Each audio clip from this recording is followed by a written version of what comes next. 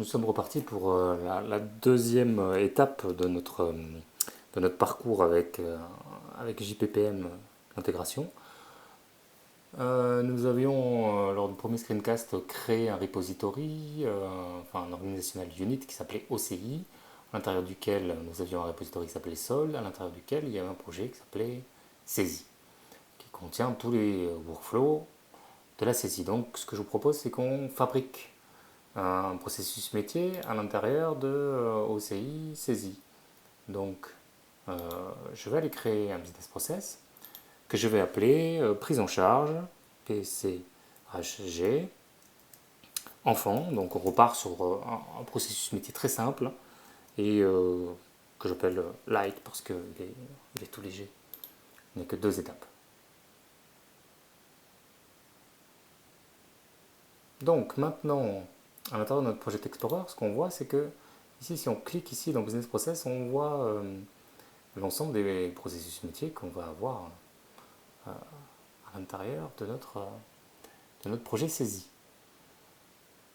Donc, si vous cliquez ici sur la gauche, vous avez l'ensemble des petits outils, la boîte à outils qui vous permettent de draguer, dropper des gateways, des tâches, etc. Les sous-processus, c'est l'outil qui va designer. Et sur la droite ici, vous avez les properties, chose qui va nous être très utile par la suite. Notre processus métier est assez simple. À partir du moment où on a le signal de démarrage du processus, on va vouloir venir créer une nouvelle activité. Donc là, comme vous avez vu, j'ai juste cliqué sur cette petite icône qui fabrique de suite une jonction, un flux entre voilà, l'événement et la nouvelle activité. Ici, sur la droite, je vais marquer que le type de la tâche, c'est une tâche utilisateur. Je vais venir double-cliquer à l'intérieur de la tâche utilisateur pour dire que ici, c'est l'activité de saisie de l'enfant.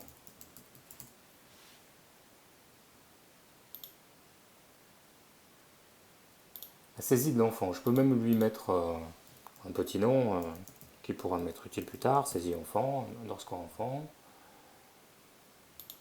Ici, il est intéressant maintenant d'associer soit des utilisateurs, soit des groupes, soit des acteurs, soit des groupes.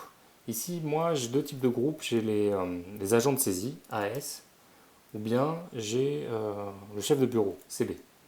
Donc ici, évidemment, la saisie est allouée à toutes les personnes ayant le rôle agent de saisie. Donc voilà ma première étape. Ensuite, ce que j'ai envie de faire, c'est qu'à partir de là, je vais créer une autre étape qui sera aussi du même type utilisateur, une action utilisateur.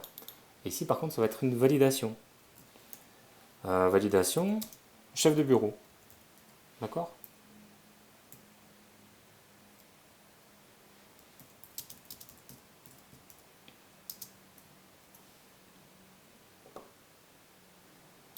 Donc ici, bien entendu, le groupe, c'est chef de bureau, donc CB. Le task name, je vais marquer juste validation, underscore CB. Très bien. Et ici, après, je pourrais terminer mon processus, comme ça en cliquant là. Et ça me fait un processus extrêmement simple. Je démarre, processus humain, saisie de l'enfant, ensuite validation du chef de bureau, et je m'en vais. Sauf qu'à partir du moment où il y a une validation, on a bien envie de pouvoir avoir un flux avec des gateways. C'est-à-dire par exemple ici, ne pas sortir tout de suite, mais peut-être revenir à la saisie si jamais il y avait eu un problème. Donc c'est ce que je vais faire, je vais inclure par exemple un database exclusive gateway. Donc ça je le prends, je le drop ici. Voilà, et donc plutôt que de sortir là, je vais faire sortir ici. Et là, le branchement je le fais là. Et seulement après, je veux pouvoir revenir ici à cette activité.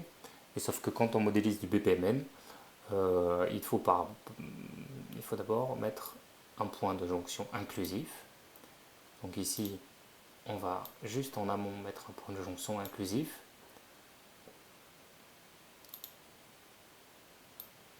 On va pouvoir se connecter de là à là.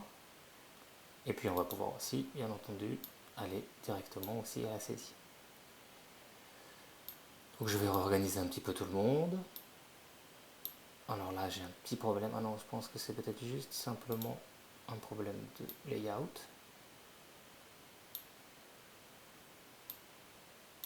Voilà, on fait les choses proprement. Très bien. Donc, qu'est-ce qui se passe exactement là? Le signal d'entrée. Ici, un gateway inclusif, ça veut dire qu'on peut venir soit d'ici, soit de là. Ensuite, en sortie, un seul signal de sortie qui va vers la saisie de l'enfant. À partir de la saisie de l'enfant, je vais vers la validation du chef de bureau et je passe par un gateway exclusif. Soit je sors par ici, soit je reviens là.